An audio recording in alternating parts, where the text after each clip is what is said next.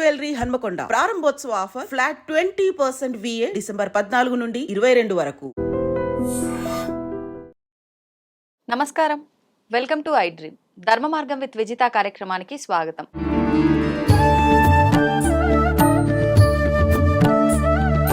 ప్రస్తుతం మనతో పాటు ఉన్నారు ప్రముఖ ఆధ్యాత్మికవేత్త సుభాష్ శర్మ గారు. ఇప్పుడు వారితో మాట్లాడి మరిన్ని విషయాలు తెలుసుకుందాం.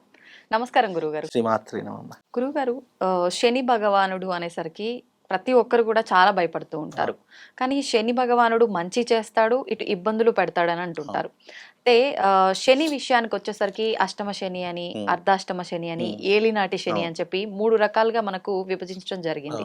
అయితే ఈ ఒక్కొక్క దశలో ఉన్నప్పుడు ఒక్కొక్క రకమైన ఇబ్బందులు, ఒకదానికి మించి ఒకటి, కొంత కాల పరిమితి కూడా ఉంటుంది, రకరకాల ఇబ్బందులు పెడతాడని అంటుంటారు. నిజంగా ఇలా ఇబ్బంది పడే వాళ్ళు పడే ఆ యాతన నుంచి బయటపడాలి అని అంటే ముఖ్యంగా శని త్రయోదశి రోజు ఎటువంటి విధి విధానాలు ఆచరిస్తే బాగుంటుంది? తప్పకుండా తెలియజేస్తానమ్మా. ముందుగా ప్రేక్షకులందరికీ శ్రీమాత్రే నమః, శ్రీ గురుభ్యో నమః. నమో దేవ్యై మహాదేవ్యై శివాయై సతతం నమః. నమ ప్రకృత్యై భద్రాయై నిహతాం ప్రణతాస్మిత. ఇక్కడ మీరు అన్నట్టుగా శని అనగానే చాలామంది భయపడిపోతారు. శాస్త్రమునందు, జ్యోతిష్యమునందు శని 7వ స్థానాధిపతి. అంటే నవగ్రహాల్లో 7వ స్థానం శని భగవానుడిది. మనకు 7 స్థానాలలో ఉన్నటువంటి శని భగవానుడు మనకు జీవిత కాలంలో ఏలినాటి శని, అర్ధాష్టమ శని, అష్టమ శని, ఈ మూడిటిని కర్మ ఫలితంగా మనం అనుభవించిన తర్వాతనే మన జీవితం అనేటటువంటిది పరిసమాప్తి అవుతుంది. కొంతమంది పుట్టుకతోనే శని మహర్దశతో పుట్టిన పురుడులోనే చనిపోతూ ఉంటారు. కేవలం శని ఏదైనా కర్మకాలి మన జీవితంలో శని నుంచి మనం బయటపడాలి అని అనుకుంటే గనక అది చాలా కష్టతరమైనటువంటి పని. ఎందుకంటే శని కర్మ, మనకు 2 సిద్ధాంతాలు ఉన్నాయండి. అది నమ్మినా నమ్మకపోయినా, అంటే మనకు అనేక సిద్ధాంతాలు ఉన్నాయి. కానీ మనిషి జీవితంలో నమ్మినా నమ్మకపోయినా జీవితంలో జరిగేది, అంటే నమ్మినా నమ్మకపోయినా మనకు పుట్టుక ఉంది, చావు ఉంది. ఇది ఎవరు నమ్మినా నమ్మకపోయినా అందరూ నమ్ముతారు, వాస్తవం. అలాగే మనకు కర్మ సిద్ధాంతం ఉంది, తర్వాత పునర్జన్మ సిద్ధాంతం అని 2 సిద్ధాంతాలు. ఇవి ఎప్పుడూ కూడా రీసైక్లింగ్ జరుగుతూనే ఉంటాయి. మీరు ఏ వేదం చదివినా, ఏ శాస్త్రం చదివినా ఫైనల్ ఆఫ్ ది రిజల్ట్ కర్మ సిద్ధాంతము, పునర్జన్మ సిద్ధాంతము.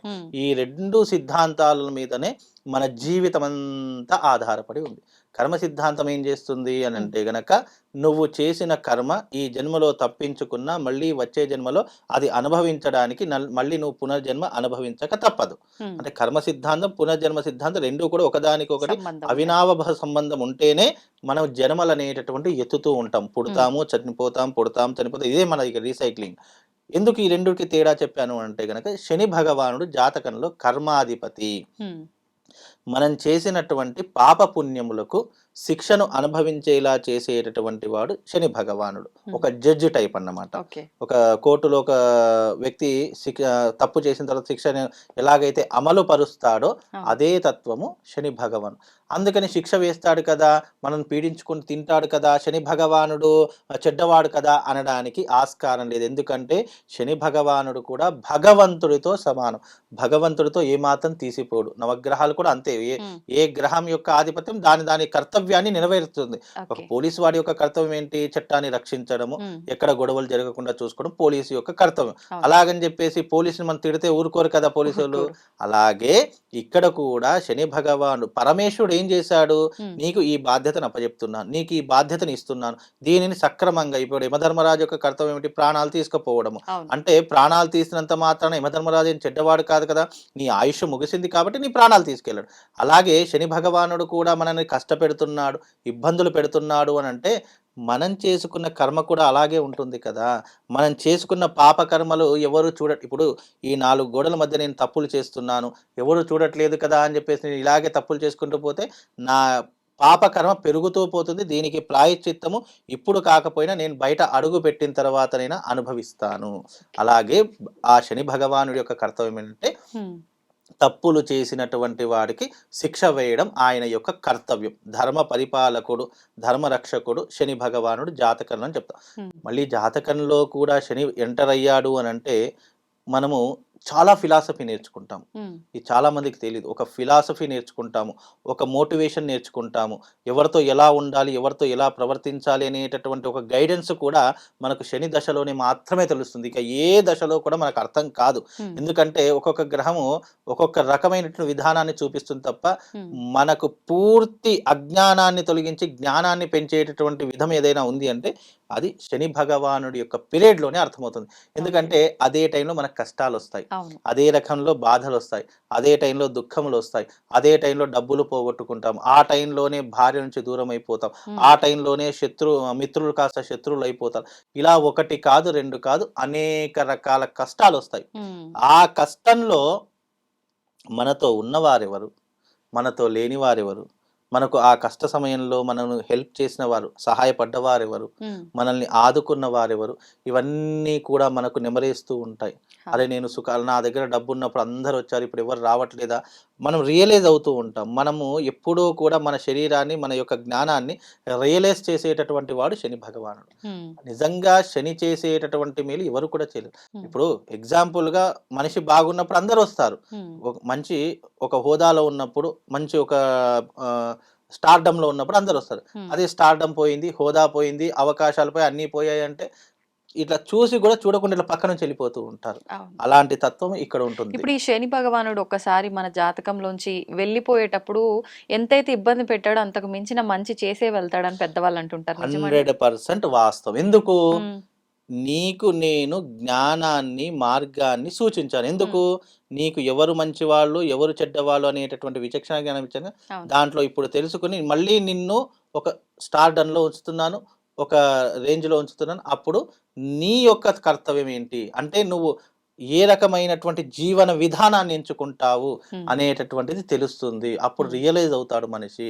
అందుకే శని భగవాను నుంచి తప్పించుకోవాలన్నా, శని కర్మ నుంచి కొంతవరకు బయటపడాలన్నా దానికి ఒక మార్గం ఏంటంటే శని త్రయోదశి వచ్చినటువంటి నాడు, అంటే శనివారం త్రయోదశి తిథి ఏర్పడినటువంటి నాడు ఆ రోజున శని భగవానుని అర్చించడం, పూజించడము, విశేషంగా ఆయనను ధ్యానం చేసుకోవడం, ఆయన జపం చేసుకోవడం వల్ల శని నుంచి వచ్చేటటువంటి వ్యతిరేకత కొంతవరకు మాత్రం తప్పించుకోవచ్చు.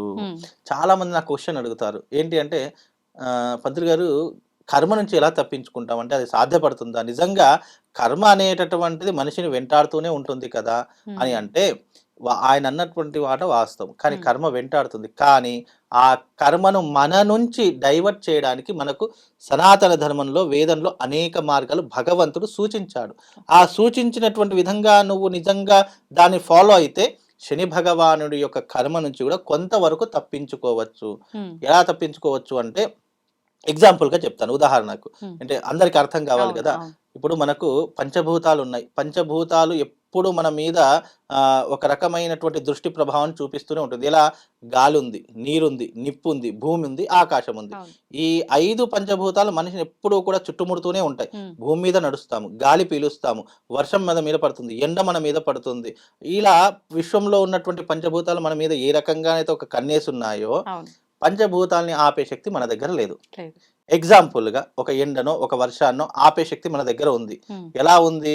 మన మీద పడకుండా ఒక రెయిన్ కోటో ఒక గొడుగో ఏదో ఒకటి తీసుకుంటే మన మీద ఆ వర్షం పడకుండా చేయొచ్చు. కానీ దాన్ని ఆపే శక్తి లేదు. కానీ మన మీద పడకుండా ఆపే శక్తి మన దగ్గర ఉంది కదా, రక్షించుకోవచ్చు, ప్రొటెక్ట్ చేసుకోవచ్చు. అలాగే భగవంతుని యొక్క ఆరాధన చేయడం వల్ల మనం పూర్తి విశ్వాన్ని రక్షించకపోయినా మనము ఉన్నంతలో మనల్ని రక్షించుకోవడానికి ఒక రక్షణ కవచాన్ని ఏర్పాటు చేసుకోవడానికి ఇదిగో ఈ ఆరాధనలు చెప్పడం జరిగింది.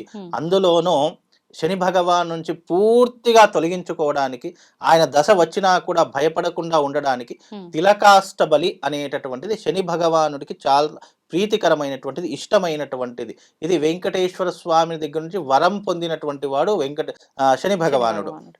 ఎవరైతే తిలకాష్టబలి పూజా విధానాన్ని ఆచరిస్తారో వాళ్లకు శని భగవానుడు అస్సలు అపకారం అనేటటువంటిదే తలపెట్టడు. కర్మ వచ్చినా సరే ఆ కర్మను తప్పించుకునేలా మాత్రం చేస్తాడు తప్ప కర్మను అనుభవించేలా మాత్రం చేయకుండా రక్షించేటటువంటి వాడు శని భగవానుడు అని చెప్పడం జరిగింది. ఇప్పుడు మామూలుగా ప్రతి నెల శని త్రయోదశి వస్తుంది. శనివారం త్రయోదశి వచ్చినటువంటి కారణం చేత మనం మామూలుగా శని భగవానుడికి మనం చేయవలసినటువంటి క్రతువులు చేస్తాం. కానీ పూర్తిగా శని భగవాను నుంచి తప్పించుకోవాలి, ఆయన నుంచి బయటపడాలి, ఆయన రక్షణ మనకు కావాలి అనుకుంటే తిలకాష్టబలి అనేటటువంటి పూజా విధానాన్ని చేస్తే నిజంగా ఆ కర్మ నుండి ఫలితాన్ని పొందకుండా తప్పకుండా దాని నుంచి బయటపడేటటువంటి అవకాశం ఇదిగో ఈ క్రతువులకు ఉంటుంది. అందుకే శని త్రయోదశి వచ్చిందంటే శని భగవానుని ఆరాధన చేసుకోండి. మీకు చాలా కష్టాలున్నాయి, చాలా ఇబ్బందులు ఉన్నాయి, శని దశ నడుస్తుంది, ఏలినాటి శని నడుస్తుంది, అర్ధాష్టమ శని నడుస్తుంది. ఇప్పుడు కర్కాటక రాశి వారికి అష్టమ శని, వృశ్చిక రాశి వారికి అర్ధాష్టమ శని, మకర కుంభమీన రాశుల వారికి ఏలినాటి శని ప్రభావం నడుస్తుంది.